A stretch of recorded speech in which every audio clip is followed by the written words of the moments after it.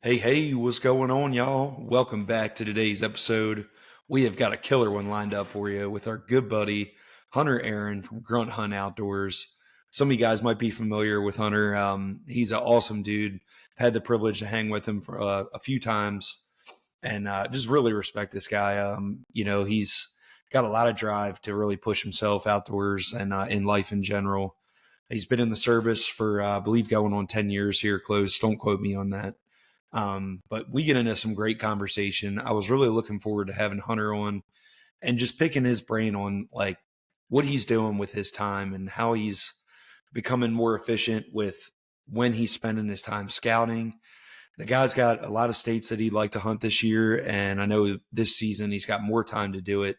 So, the whole point of this episode was really to maybe help some of you guys delegate time that are running a little bit low, being busy with work and family.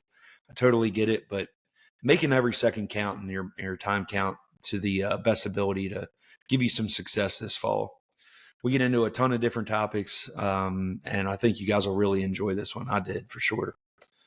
First off, I want to thank our sponsors that make this possible. We got a lot of big news. Today is a scheduled release from Lone Wolf. We're going to drop some stuff from the Sandcast line. We're bringing back the Sandcast stands and some sticks, so stay tuned for that. I'll be sure to be sharing everything on our stories, and if you guys have any questions, feel free to reach out to me. I'd be happy to help you. Osseo Gear also has a lot of new releases coming out. Joe Miles is working on a new camo pattern other than the Raptor, so super excited for that. And we got some new releases coming out. I know the new rubber boots are going to be coming out here soon, so lots of cool stuff. Let's give a huge thanks to Painted Arrow Outdoors and Timberwolf Supply Company as well. Guys, make sure you're following each and every one of these companies and staying up to date. Lots of good stuff coming down the line. So it's gear season. Get your hands on some of that gear that you guys are needing to add to your success this fall. I've got a great quote for y'all for our quote of the week. I hope you guys like this one, and it ties in well with this episode. In the outdoors and in life, timing is everything. Be where you need to be before you need to be there. Hope you guys enjoyed that one. I really like that one. I'm sorry I don't have an author for it, but was just scrolling and found that, and I was like, man, couldn't be more suiting. So let's get into today's episode with Hunter Aaron. So what's going on, Hunter? Good to have you, buddy. I've been looking forward to having you on here for a while, and man, like, what's going on? How's life treating you? Yeah, man. Well, first of all, I'm happy to be here. It's great to see you again. It's been a long time since I've seen you. Certainly talked to you enough, but the standard ebbs and flows of being in the Marine Corps. You're busy, then you're really busy, and then you're just flat out busy again. So You got time? Got a little bit of time to get in the woods here and there, though, right? yeah. I mean, at least since we got back from deployment mid end of February. I put together 2 weeks of scouting, and then I was able to get out turkey hunting just a few times before we really got picked back up around work, coming off the post deployment cycle and everything. So I got you. the woods therapy was definitely needed. Oh, I'm sure, man. I can only imagine, buddy. Yeah. Well, guys, some of y'all might know Hunter, and some of you guys might not, but this dude is absolute, like, one of my favorite people that I met in the outdoor industry. Super just humble guy, and the dude's a killer. Last year he got stationed. You were deployed last year, right? Most Yeah, of last deployed, fall. bounced all. I mean, pretty much all fall, August to February, just bouncing around the Indo-Pacific, various places. Yeah, you So. were in like Japan and all kinds of cool, wild Yeah, places. Yeah. Japan, Korea, Taiwan. Yeah. I bounced around. So I know he was jonesing hardcore watching all of us, on Instagram, killing deer left and right. I couldn't help but feel bad for him. We're communicating through the season. I'm just trying to like keep him in the loop with stuff that's going on. And but man, like, I really was excited because I know this year you're really going to get after it a lot more, being back, in the States. And I wanted to, pick your brain on just what's going in for your preparation and what plans you got going forward for this season. I know, from talking to you in the past, it seems like this year you're super gung ho and trying to get a couple bucks down. That sounds like to me. But I'm interested to hear, man. And before we get into that, if you wouldn't mind, just give our audience just a little background on you. And we both grew up in Maryland, so I'm just interested to kind of hear how you got into mobile hunting, and just a cool little story on you, man. Yeah. So, one, I always laugh whenever I'm listening to you and you talk about the couple hours drive away where the big deer are on the eastern shore of Maryland when you were growing up. I must have missed that place. I'm not sure where it's at over there. I'm just kidding with you. But yeah, grew up eastern shore of Maryland. Started going hunting with my father when I was 2, but really it wasn't until probably I was 12, 13 that I really, I took an interest in deer hunting. Other than that, we're ducks and geese, and that's just what we did. And I was primarily a gun hunter. Didn't have didn't have the patience or the discipline for bow hunting. To be quite honest, I picked up deer hunting because, I mean, as you know, being from Maryland, during rifle season, you can't hunt ducks and geese. So I was like, well, I might as well go chase something else. Yeah. And then it quickly started to evolve. I was terrible with a bow for quite a long time. Just couldn't figure that thing out. And then finally, you can see that dead head back there is kind of pan a little bit right Uh back huh. there. Had a couple different encounters with that guy during gun season, all like, in that like 10 minutes before shooting time. And that's just when I flipped the switch and I was like, okay, if I'm gonna get serious and want to chase deer like that, I should probably open up my opportunities a little bit more. Mm-hmm. So got into bow hunting, but I was still only hunting. I hunted a lot of places that were anywhere from 2.5 to maybe 10 acres. That's what I cut my teeth on. Yeah. Um, and just being how I was raised, we leased a farm for goose hunting. Like I was probably 16, 17 before I ever even learned that public land was a thing. Okay. So, I was just hunting small pieces, and that mindset probably carried me up to the last 4 or 5 years. Um, and that's when I finally got comfortable enough in understanding woodsmanship, deer, and just having the courage to make a change. Mm-hmm. That tied to uh, understanding that where I'm at in the Marine Corps, a lot of times the only places that you can get to hunt and right after work or on a weekend if you've got something else going on is on base. And on base hunting is just like public land, Yeah. basic. And it can be And great. Yeah. it's but man, Quantico, Virginia is great. Yeah. I'm Um, sure. but so looking at that, same thing. You can't have anything screwed in. You can't ideally you can leave some stuff. It's got to be labeled, whatever. But you're just asking for someone to come take your stuff. Right. Right. Um, and I was on deployment. That was Norway 2020 during COVID. So outside of work, it's not like you could go out and do anything. And I just said, I'd really started to, get better at understanding deer, listening to podcasts, all doing readings, all that.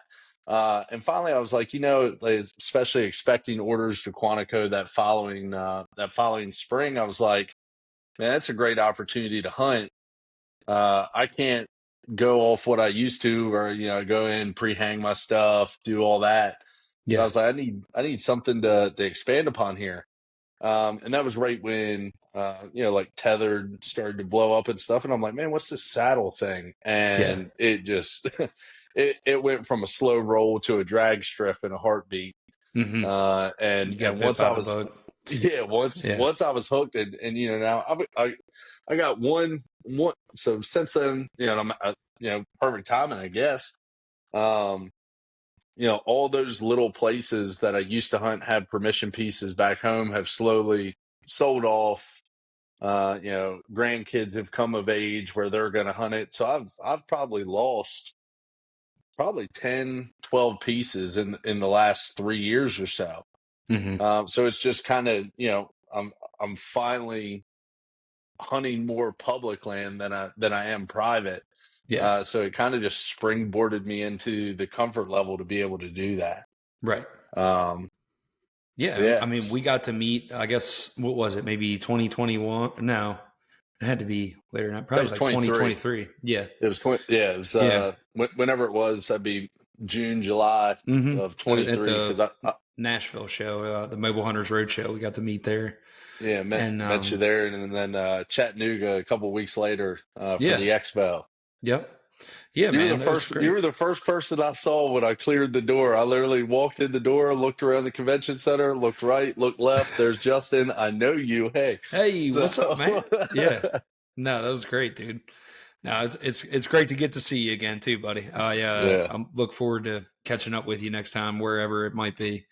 for This sure. year's just crazy, dude, with the move and all that stuff. I've got a lot of buddies asking me like, "Hey, are you doing this? Are you doing that?" I'm like, man, like this year's just different, with life, and I know you can relate to that. So I'm looking forward. I got some questions for you down the road with just how you've handled like the just the scheduling of like what you got with your time and being limited. And it's it seems to me like now you're a lot more oriented in like, okay, I've got these days and you got to be more aggressive, right? So we'll get into that here soon. But what's the game plan for this season? What's your visual on it? Like, what states are you hunting? What's your goals?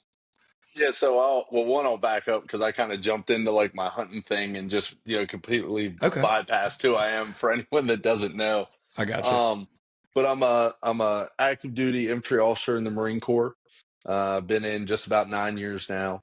Right now, on my second company command tour. I've got a rifle company out of Camp Lejeune, so that keeps me pretty busy. Yeah, As we look at this year, and we can get more in depth about it, but essentially, what I've tried to do is pre-scout.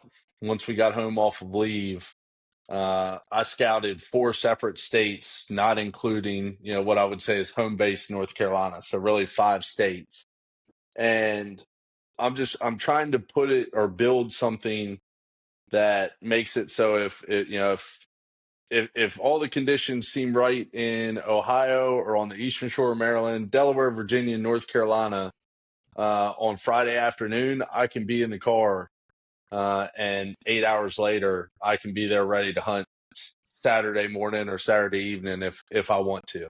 yeah, So I pretty much it was an easy decision after missing all of last hunting season to spend essentially 2 weeks straight in the woods in the middle of March. yeah. But I, looking at my schedule and everything that's going on, I literally knew it was either going to be those 2 weeks, or I was going to be vastly unprepared to execute anything come the fall. Right. Yeah, man, that postseason is the best time to really get in there and figure out your area.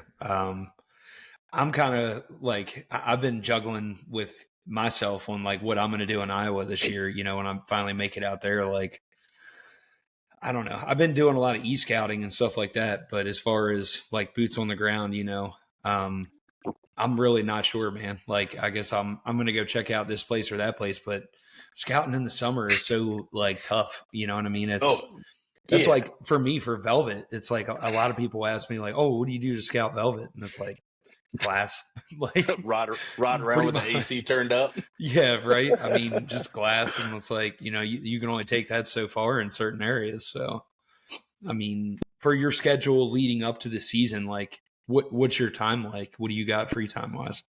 Well, so let's see. Between field ops, et cetera, that I've done up to this point, like we were talking about, only been able to get out outside that 2 week window, get out a couple times. Um, but I'm going from June 9th to July 20th. Like I'm Okay. going. Uh, I'll put that plug in here now. If for some reason someone reaches out to me during that time, I won't even have service, so I'm not ignoring you. I'm just going off doing some training stuff. So then I come back and I've got plans.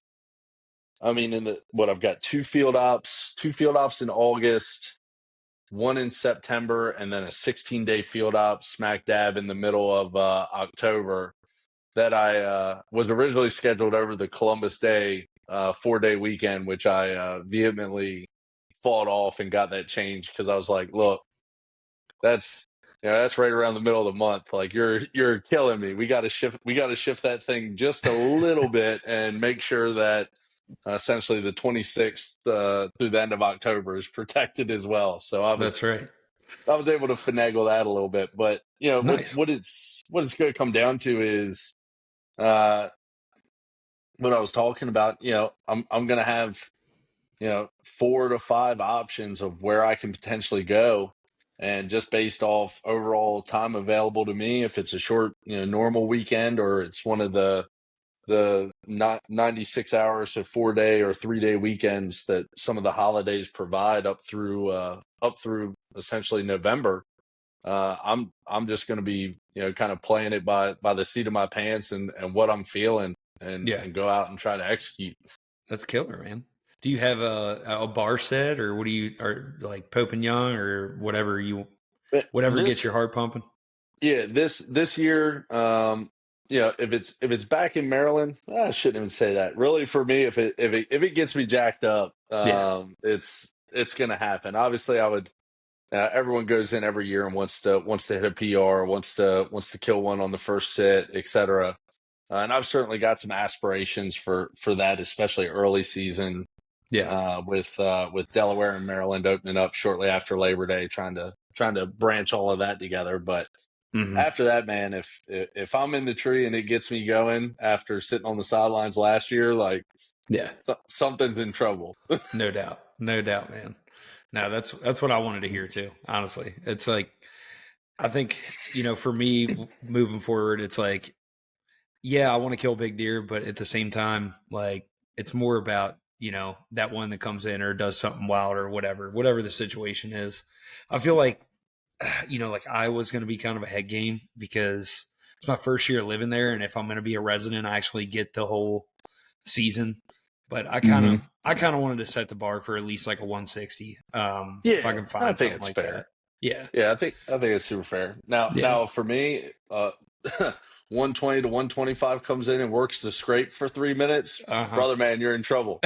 You're probably in trouble, and Well, that's absolutely. just Especially, it all depends on where you're at too, man. I mean, yeah. Maryland has some giant deer, but I mean, I'm not passing a 120 in Maryland. There's no way. No, I've I done it. mean, I've done it before. I've done it several times before and regretted it every yeah. time on their way out. I So, always tell my friends from Maryland, dude, I'm like, you got 3 tags. You got 3. What are you worried about? Okay, if a bigger deer walks out, well, then let him go and, like, go back in there and get him later. Like, I don't know. But, to each their own. Hey, we all got different goals. But I mean, if you can kill 3 deer that are 120 or above in Maryland in a season, like, that's yeah, awesome. you're I mean, you're doing fine. And I mean yeah. that's my only, I guess, my only caveat. I almost hunt every state like I'm out of state now, just because of when I'm I can get sure. there. Yeah. Hmm. Like I'll go. What was that? I was going last year. So the year before that, I only had, what was it? I think I only had 70 hours total in the tree in 2023, and of that, one of those was 4 all-day sits back to back during like the second week of the rut. So I was being picky, but Yeah. yeah, I let a couple nice deer walk that I certainly regret. But That's life, man. That happens. It's gonna happen to you again. And oh they yeah, always look bigger 100%. whenever that deer is walking away from you. It's like, oh shit, oh, Yeah, I did I messed just, that one up. yeah. Look, and then your buddies, without fail, are like, oh, you should have shot that. You should have shot that. I'm just like, whatever, man. You're not me. Yeah, Chill out. yeah. You send a picture or video of him walking away, and the group chat Oh explodes with man, "You idiot!" yeah, And it's that like, one. yeah, Every time, man. I mean, it never fails. Any 140 I've ever passed, everybody beats me up for it. I'm like, not that I'm uh, not trying to say like it happens all the time because there's only been right. like But a couple cases, but we'll see. well, We'll see. it's like growing up. You remember more full moons than quarter moons, so it seemed like they're more frequent, right? Man, so what are you doing for your out of state? Like, what's your go to? Are you more of a scrape guy? Are you doing a lot of glassing? Are you doing a lot of like just trail cam strategies, just letting them soak for a year and kind of figuring out areas? So I guess leading up to this, just more of a terrain guy, terrain associated, just looking for pinch points, trying to play an inside corner if it's got it right. Like because being a Marine, like I can read terrain. Like that's Yeah. something I'm very comfortable doing. Uh-huh. Look at the map and go execute on it. But what I've started to shift to, um, specifically, like going out and scouting Ohio this year and Virginia, I've looked at that as a 3 to 5 year plan. Yeah. Um, so out there between finding old scrapes, just things that made sense. I mean, that was my first time in really in any type of hill country. So tying that to terrain, but I've got a few soakers out there right now that ideally I get a weekend to slip out there in August. I'm planning on going to check them and hopefully build a game plan to either execute opening weekend or Columbus Day weekend. That's the game plan there. Yeah. But what I've started to notice, I put myself, and I even do it, back in Maryland, in state, if you will, because I'm still a resident there. Um, I just always put myself under the gun, and I feel like I'm kind of starting from scratch every year.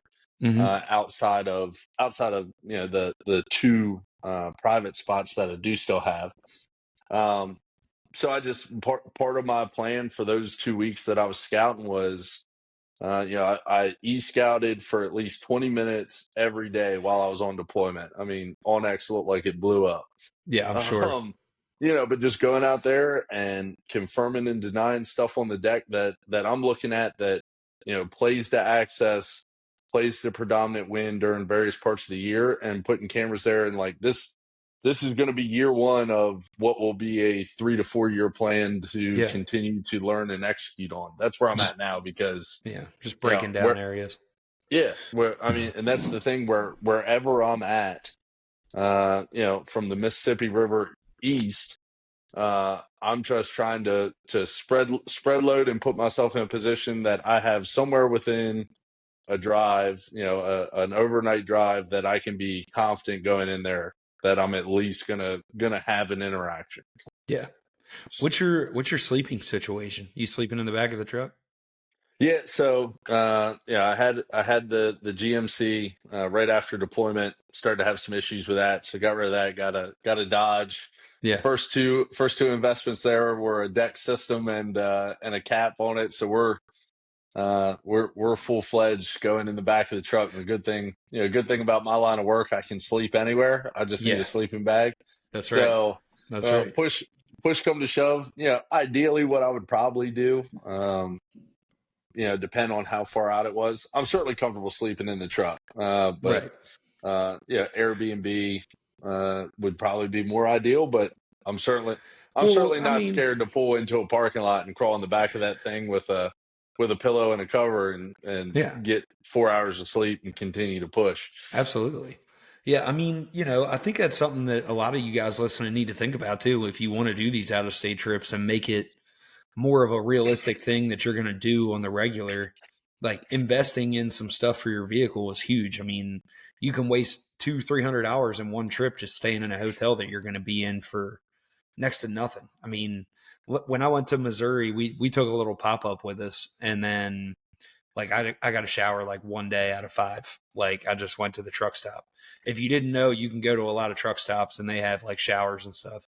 Was a little overpriced if you ask me. It was like 17 or 18 bucks to get a shower, which I thought was ridiculous, but it felt good. I'll tell you that. Like after grinding for 3 or 4 days and getting covered in rain and sweat and mud, like felt like a Well, new man.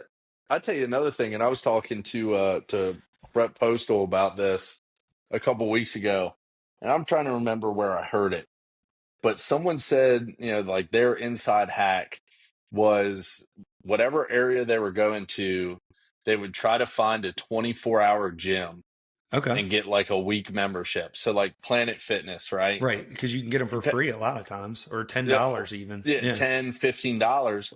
And think about it. You come out of the woods by the time you get back wherever you're going, right? Call it 9, 10 p.m. You just roll in there, take a shower, come back out, crawl in the back of your truck. You're a paying member of the gym. You can sleep in the parking lot. They can't kick you out, right? Right. Hey.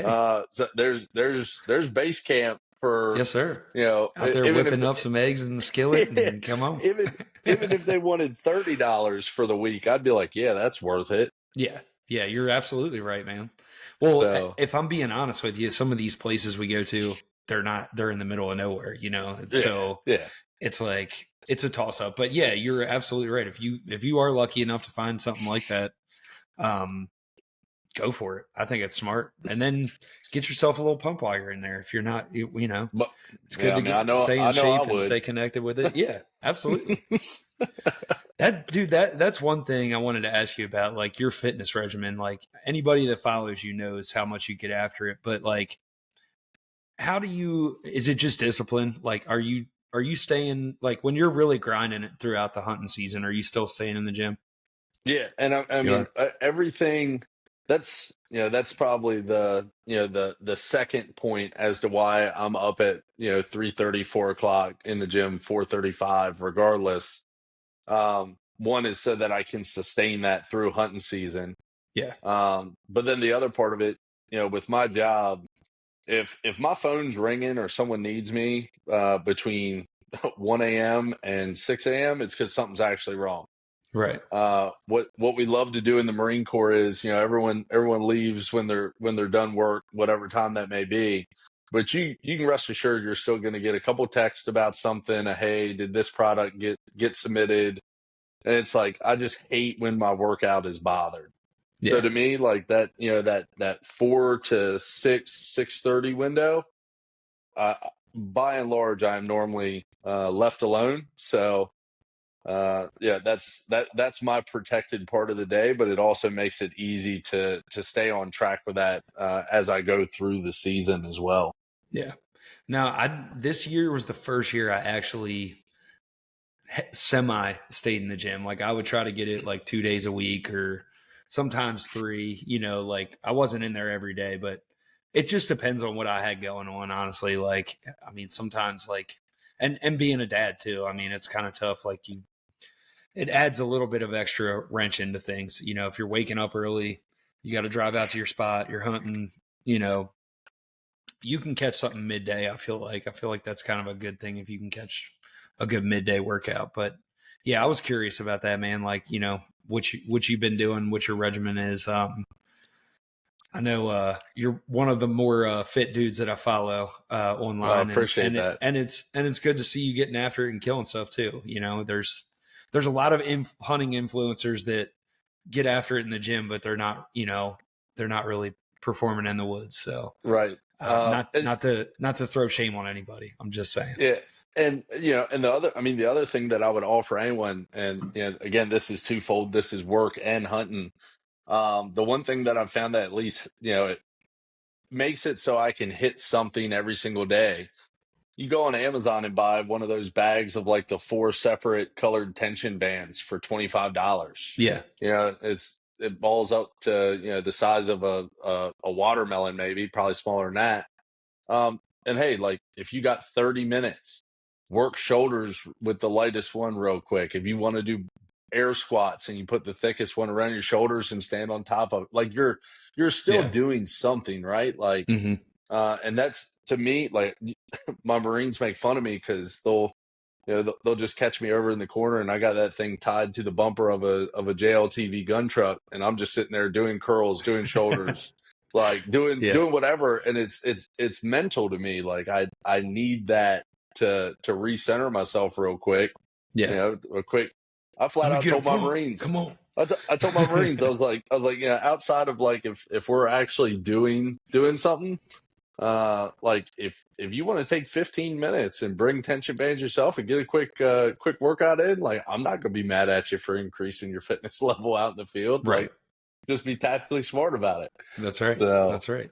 No, and it really does, man. Not to, beat a dead horse, but in my opinion, man, if you're really getting after it and you're mobile hunting, like being in good shape is huge. It's oh just going to help you and keep you in the game. It really does. Like I used to, make jokes about it before I really, got in better shape, and it made a world of difference. It really does, especially maybe not so much in the beginning of season, but like once you're in November and you're really grinding and you're hunting day in and day out, like that's really when you're putting your body to the test and like, okay, do I have what it takes to get over, am I going to cross that ridge? Like you And start holding yourself back physically because you're tired and yeah, and you that's know, the thing. Like I said, March was the first time I've ever gone and played around in the hills, yeah. and Did you, going up did it kick your certain ass?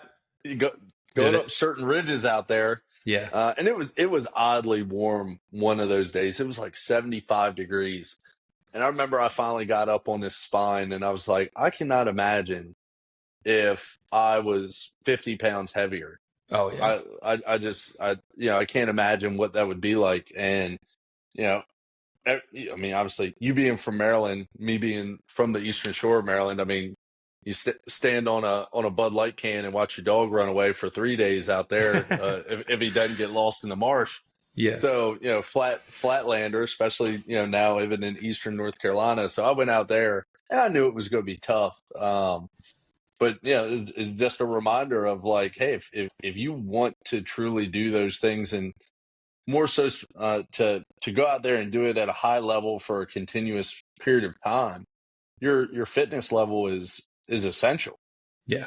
You can't Absolutely. go out there and hunt hill country in Ohio for 6 days and be in terrible shape because No, you you're won't. you're You're day 2 and day 3. You're not going to make it up the stairs to your hotel if you're staying in one.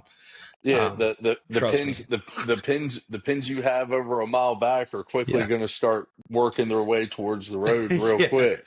Absolutely, man. Yeah. No, I couldn't agree more with you, man. I'll tell you one little secret that I learned when I was elk hunting from hunting mountains is just taking little baby steps, like little short steps up those hills instead of long Hmm. strides.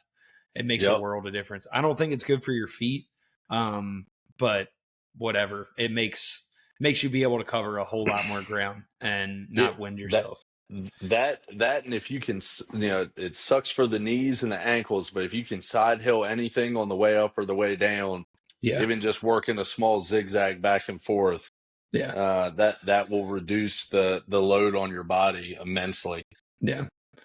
So, we started off earlier. I wanted to get into like what you're doing to delegate your time that you have, spending for these scouting trips and stuff like that. Like, let's just break down maybe like a little 3-day weekend in the off season. Like, what's your schedule look like? Are you mapping out like a spot on OnX and you're like, all right, I'm going to go break down these areas? Like, let's get into your efficiency. Yeah, so it's truly so limited that I get the time to jump in the truck and even go, 6.5 hours back to Maryland. I think it's about 8.5, 9 out to Ohio. Um, so like the 3-day weekends are ideal Yeah. for that. So in my normal weeks, I'm always trying to be on Onyx, e-scouting. I'm mapping stuff out, and I try to in everything I do, whether we're talking about with the drive included, I just try to have multiple plans or packages built that when the opportunity presents itself, I can go. So maybe I'm not. What was it? Because due to me traveling and scouting as much as I was, the one place I didn't scout as much as I wanted to while I was home was Maryland.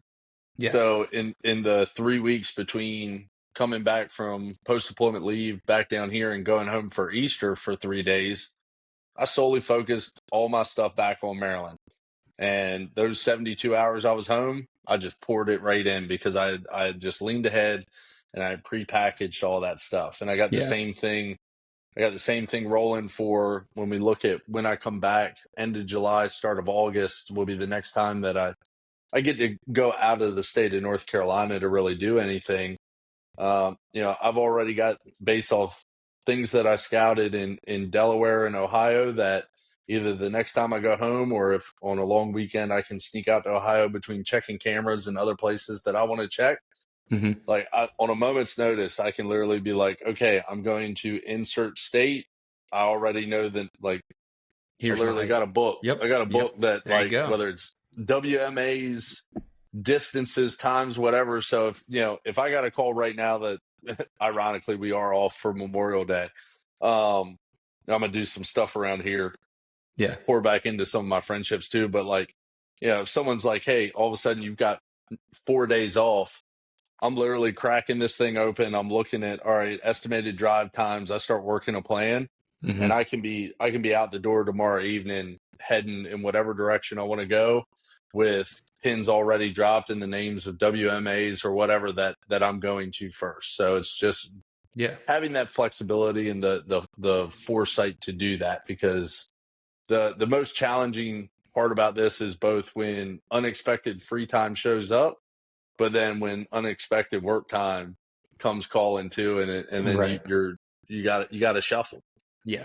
That balance of Yep, trying. Yeah. There's no such thing as balance. Just forget about that, it guys. doesn't exist. No. I've been trying to find it for 34 years, and I ain't found it, and my personality is not going to let it enter now. Yeah. No, I hear you there, man. I love the book thing. That's super awesome. I think that more people need to do that. That's a huge takeaway from this one. Myself included, man. Like just to start write down. I think it's really important to just write down like where you're at on your list of like this is my number one location. When I did that in Illinois, I did something similar, but I like did it kind of like by colors on Onyx. Like Hmm. I made a note of like, top priorities, and I was like anything in white was a top priority, or these spots, that spots. Well, it didn't. We kind of shifted gears and I hunted Missouri instead. But I mean, I've still got some data for Illinois if I want to venture back out there.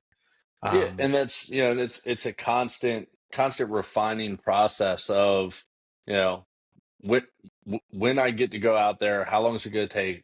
What's my priority when I get out there? And then on the drive back home, it's solely just after actioning everything you saw. yeah. Hey, I was in that area, nothing was great. I'm gonna get rid of that pin, or I'm gonna do something with it, because whether you got red oaks, white oaks, whatever year it is. Like coming back from Ohio, the amount of Oh, it's a pins that I whole was different world, I'm the, sure. the the Well, amount of pins I was changing and yeah. putting adding notes, and it's that, or I mean, I carry one of these with me everywhere, because Hmm. maybe I don't have time to break out the phone, and maybe that's the Marine in me where I can just back pocket that thing out, and I'm immediately just dropping notes in there. Yeah. Or I guess really it's this. I'm used to notes like that.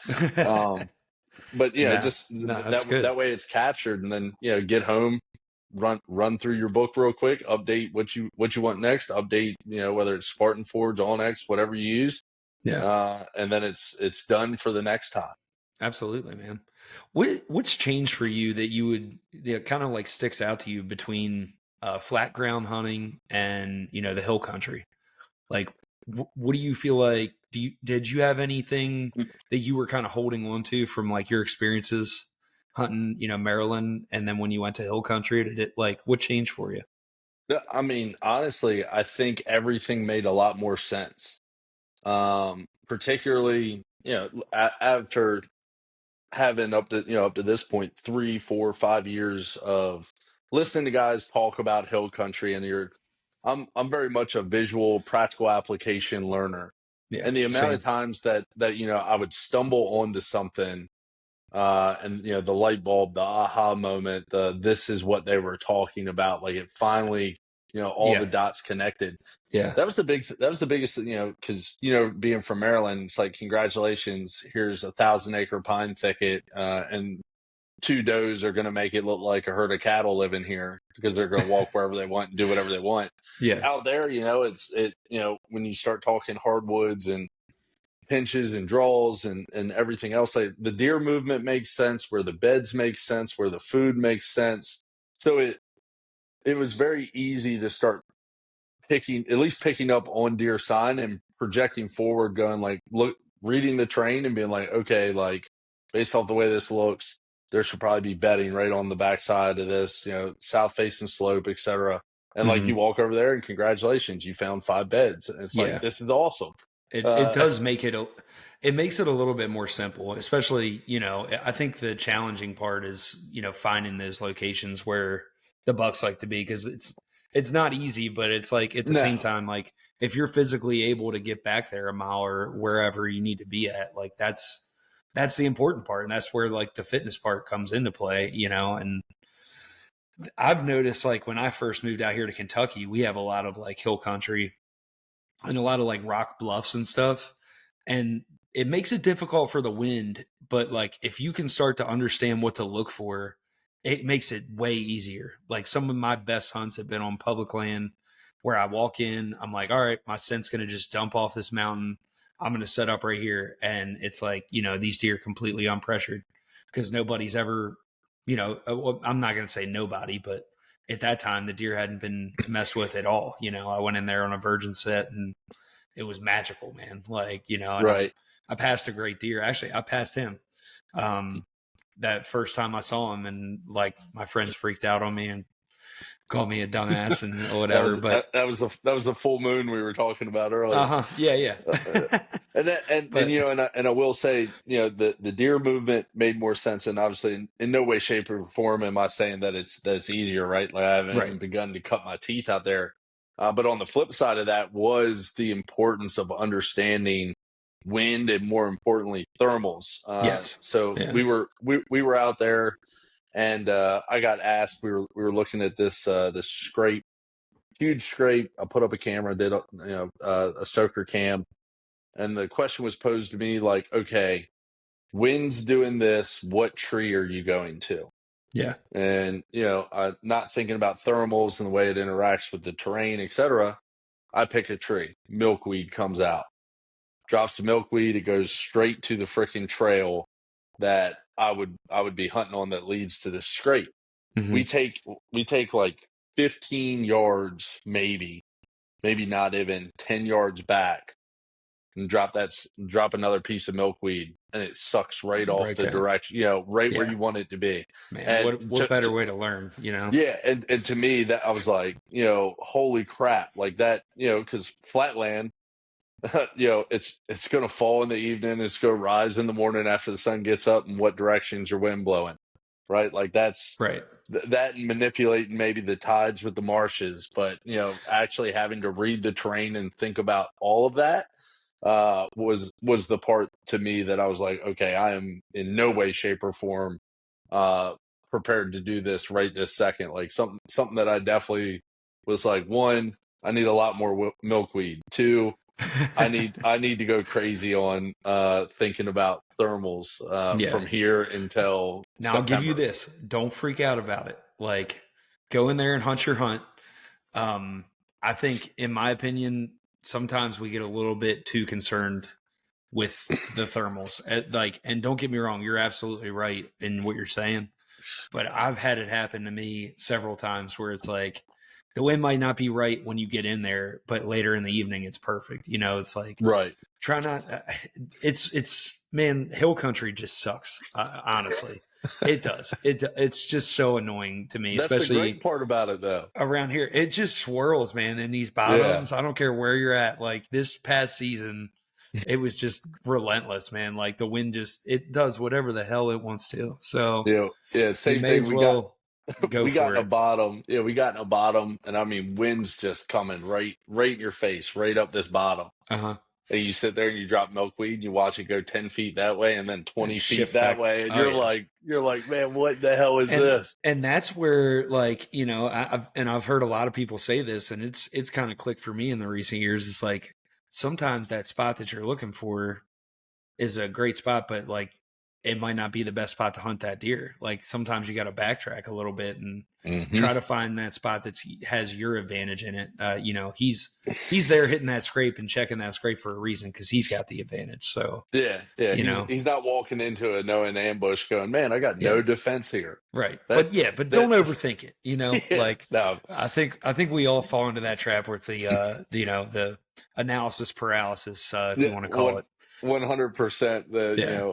A good buddy of mine, he's crazy about sick of deer. Also, a infantry officer in the Marine Corps. Um, He's got that real bad. Every time Okay. I find a reel that's like the guy like staring at like 10 trees and like can't make his mind up, Yeah. I drop that thing to him and I'm like, you every opening day. And he just like, crying, laughing emoji, brother, straight facts. And I'm like, yeah, man, I know. Like just pick a tree and get up it. Let's go.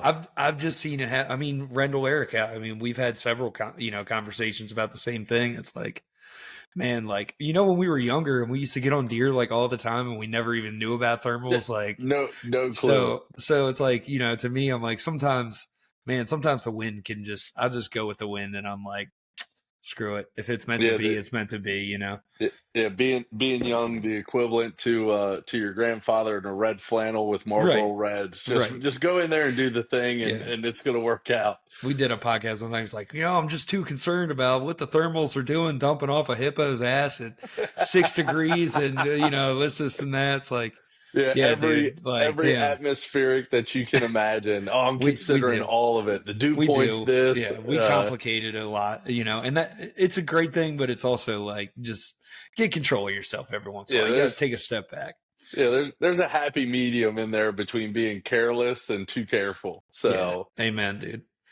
Now, I mean, what's one of your biggest pieces of advice for maybe some guys that are in the military or just getting out of the military? Like how I'm sure you have a ton of friends that might not be into hunting, but like I feel like it's such a good thing for a lot of you service guys. Like even when I was recently in Maryland, I got a younger guy that was in the service and he wants to get into hunting, so I'm going to try to help him. But it got me thinking about you, man, and I was like, it's one any focusing initially on the guys that are in and it'll play to both, right? Like it's what we do for a living. We go out into Mother Nature. We go out into the environment and we operate. You know how to read a map. You know how to manipulate a weapon system. You know the do's and don'ts and the simple yes and no's. You probably have some baseline woodsmanship that comes from just the knowledge that you pick up while being in the military. Like you have a lot of the foundational skills that can translate very easily to hunting. Um, Tied to that, right? Like, you know, it's always funny when you see a group of young Marines because you'll have the guy out of Bronx, New York, wearing his fresh J's and a necklace, and then right next to him you got the dude that grew up on a 6,000 acre ranch in southern Texas, mhm. and like they're best friends Yeah, as they should be, right? But it's the one thing that they all have in common is all the stuff that I just said, and they all seem to love to do it. So why not go do that together? right. Right? It's and tying it to and I posed this to a lot of guys getting out last year. I sat down and had a talk with them, probably about 30 of them. I said, look, none of you are you're into cars, you're into this, you're into that. Once you guys go your separate ways, you're not going to fly to Miami to help him work on his car, Right. right? But what you might do is meet halfway. You're from Michigan, you're from Florida. You might meet halfway somewhere in the Midwest and hunt for 3 days, and that can be hunt whatever you want, right? Right. Like, Exactly. doesn't have to be deer. Like, it's such Yeah. an easy way that you have a baseline knowledge in for guys to come together with other veterans, people that they know, they understand, and just more importantly, just get some solitude, quiet the world. That's what I love about it. Yeah. No, Absolutely. nobody wants to kill worse than me. Uh, but at the end of the day, if you told me I was driving 6.5 hours back home to Maryland to sit in a tree and watch squirrels, I'm still gonna press the accelerator just as hard because I guarantee I need that time. Yeah. You need that reset. I need it.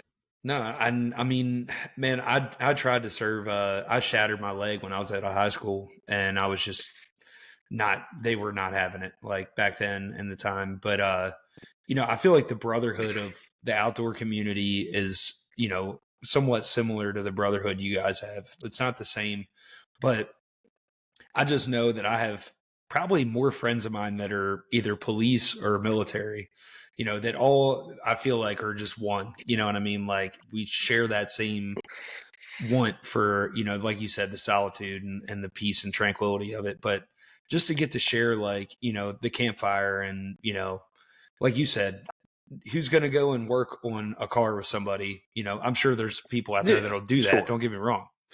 But, to get that time, man, it like just, brings everything back full circle and you get to share memories from the past and adventures from that day. And, Well, I and mean, I think it's go ahead. good. Is there any like good programs for like, service people to, kind of build that community in the outdoor space? Or is that something maybe you're looking to try to do with Ground Hunt Outdoors?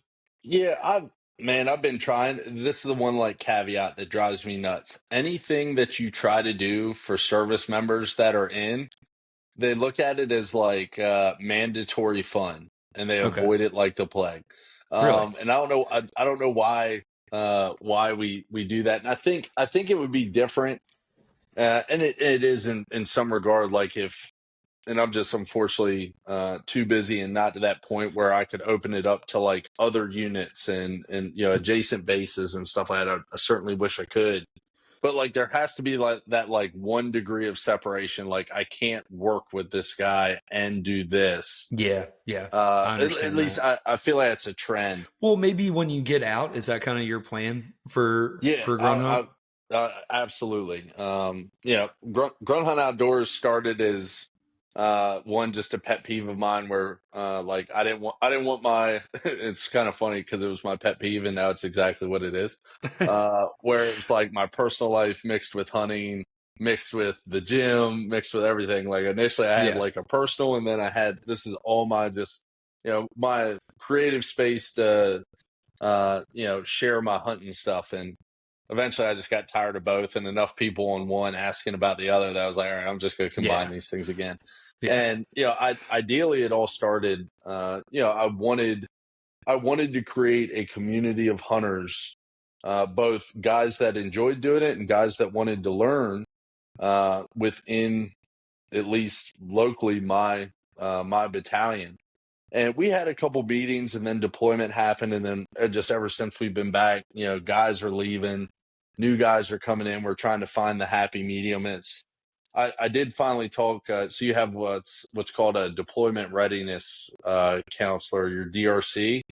I was of all the dates she picked, I was in the field, but we did have 45 Marines go learn how to shoot a bow on base. What was that last week? That's cool.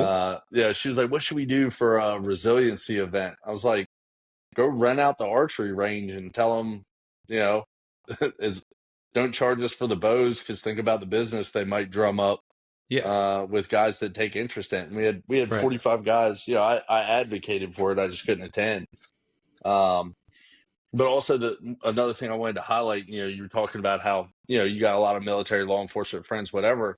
I think it's the challenge and the people that gravitate towards challenges in both of those career paths Uh-huh. that make it easily identifiable with specifically those that are serious about hunting and want to go hunt, want to be mobile, want to do an all day sit. Like there's just something that like if there's a challenge involved in it and there's a game to be played, prey to be had, that's something that's very easily transferable for a veteran, right? And Yeah. every veteran, whether they admit it or not, loves secondhand fun. You'll never talk to a veteran without something that, oh, this one time I was in the field and it rained 12 feet of rain and then it hailed on us. And like, it's a who's had the worst time, the Right. hardest time. Yeah. But secretly they love that. They Yeah. love that. And then they love the monotony of, when you go old campfire style, they love that. You put 10 Marines around waiting on a 7-ton, and I guarantee you they're just going to start throwing rocks at one thing and see who can hit it the most, right? It's like the Yeah. simplest thing. I'm not kidding. The spades or throwing rocks into a cover, Yeah. they're guaranteed to happen. And they just, they just love like this simple thing where they can sit around with their friends and like relax, but do something passively. And I think it all just perfectly Yeah. translates to why guys should get involved in the outdoors. Yeah. And archery too on top of it. Yep. I firmly believe archery is just a therapeutic thing to Ah, do in general. And it seems like almost all of my military friends are all avid archery hunters, Yep. and My, this younger guy including, he's like, I want to get into bow hunting. And I'm like, well, have yep. you ever taken an animal with like a gun or anything like that? And he's like, no. And I was like, well, I would advise you to start with a gun, honestly. Yeah. Like, I was like, let's get a couple. I'm like, I'm not telling you to not get a bow, but I said, get a bow and get a gun. Like, you probably already have a gun, I imagine. And he's like, well, I got this. And I'm like, all right, we can work with that. And dude, he's getting ready to move out to Washington State too. So I was Oh like, that's yeah. so awesome. I was like, so you got all kinds of cool animals you'll be able to shoot. So I Yeah, was like, man. I envy you. I was like, if I Yeah. can do anything to help you out, man. So I got his number. We're staying in touch. Hell yeah. Yeah, But the bow right now lives uncased, hung right across in my mudroom. So, talking about being therapeutic. There's days I come home and I simply just shoot yeah, 4 or 5 arrows, and it's like before I yep, even walk in the house, like I needed that. right. Right? That's what, just It's your brings me zen. down just a little bit. It Yep. is. It It is. is. You can't think about anything else. I know, like, I just won't shoot my bow if I'm that pissed off or something, honestly. No. So I'm like, all right, it's not going to be a good thing. You But can almost feel it. You pick it up, you put it in your hand, and it's like I'm too wound up. Like yeah, I just know what's coming. Nope, I'm not gonna do it. yeah. So Well, dude, it's been an absolute blast having you on, man. I look forward to having you on again. Maybe we'll try to get you on during season and hopefully have a success story under your belt. Either way, we'll definitely be sharing some adventures with you. Hopefully, I know I don't know if you want to announce that or not, but hopefully, Lord willing, maybe you get stationed in Iowa and yeah. we'll be able to do some hunting together here soon. Yeah, we can only hope the Marine Corps smiles on me, and I was explaining to Justin before we got on here. In every reserve unit, there's active duty personnel that um, essentially keep the lights on, keep the gear maintained, schedule the training, and support the reserve units as they cycle through for their weekends and 2-week annual trainings and stuff. And there's a billet in Iowa that comes open in 2 years that I am very much trying to have my name in the hat for. That would be ideal, right? Yes, sir. Obviously it'd still be super busy, but it'd be really nice to, instead of and someone, probably some 5'5" blonde woman somewhere would kill me to say this, but I can't wait to walk out the door and not be 30 minutes from the beach, but be 30 minutes from an Iowa WMA. Yes, sir. That's my ideal dream, Yes, but sir. here in the land of the ocean and the beach, that's highly frowned upon.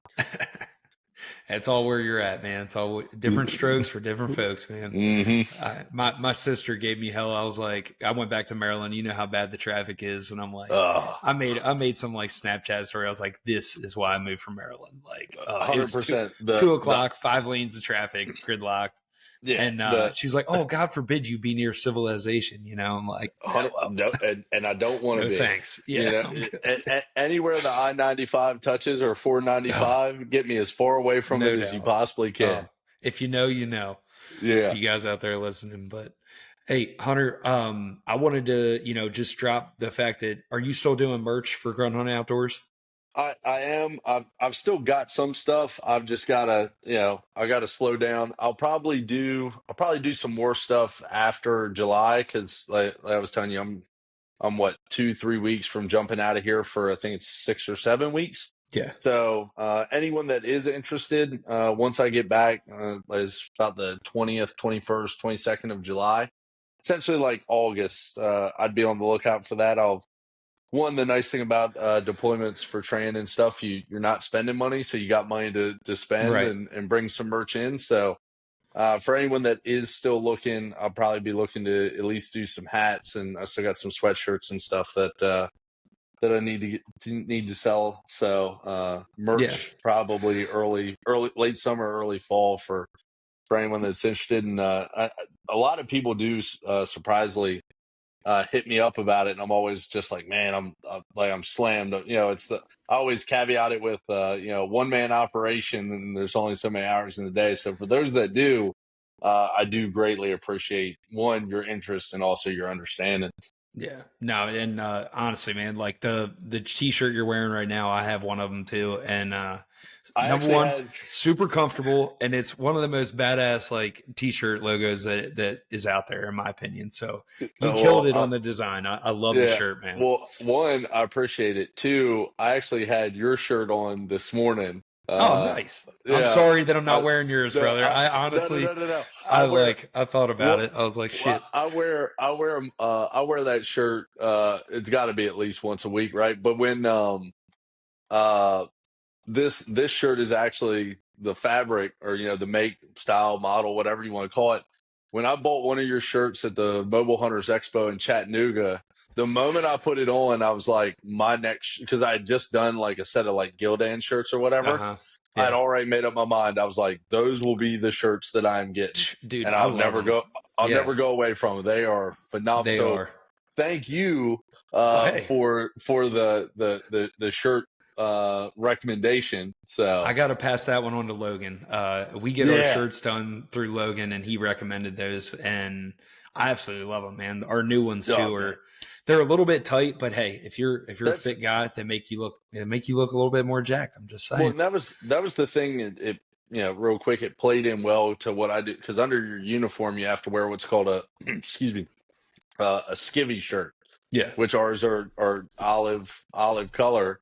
So when I ordered them so that you can wear them under your uniform. right. I mean, once or twice a week, floating through the battalion, I literally, one of the other company commanders today, he came out of his office on the other side of the battalion. I looked all the way down the hall, and all I could see was the chest logo. And I was Yeah. like, "Hey, man, that's a really nice shirt." And he was like, "Yeah, you got some really good eyes. You've probably stared at that logo for hours."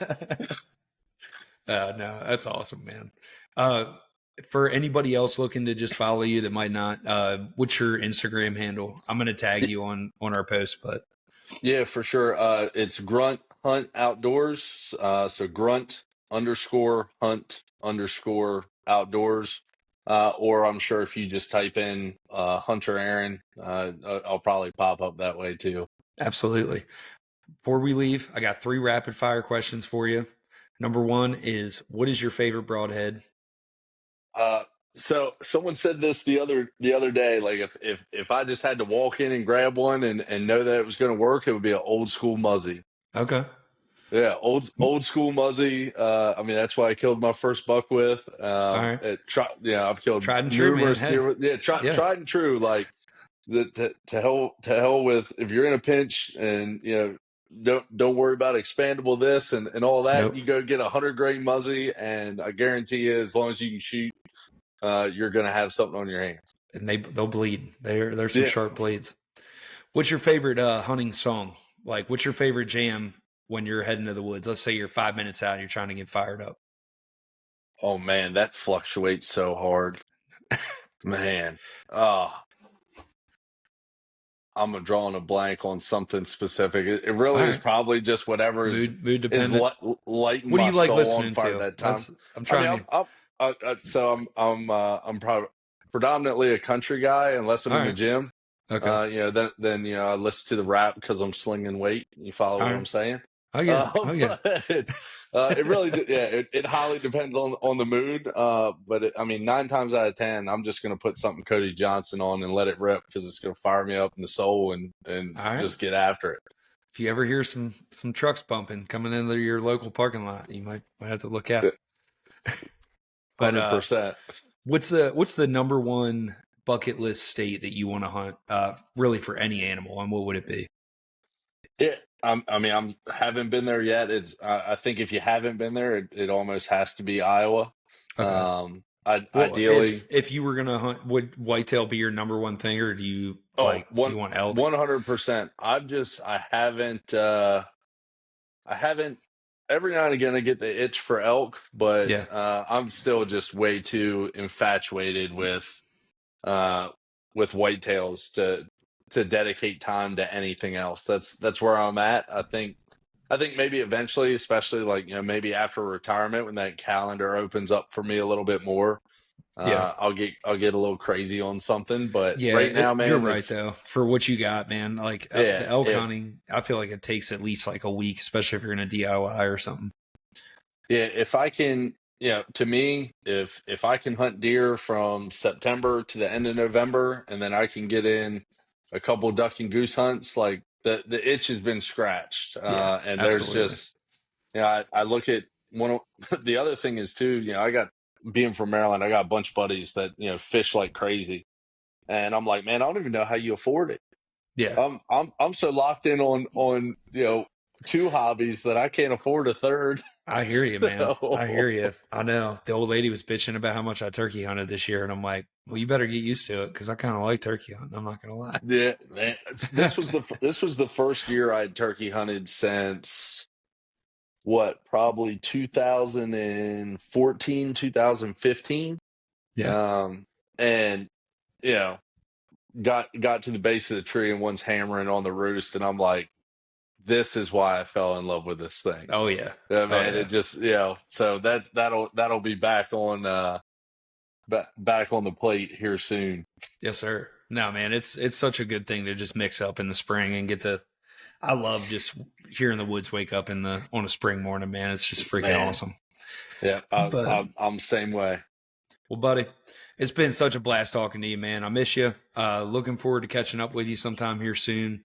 Keep me up to date with what you got going on, and thank you for your service, Hunter. I appreciate you. And guys, I hope if y'all are still listening, I hope y'all are having a good one, and tune in next week.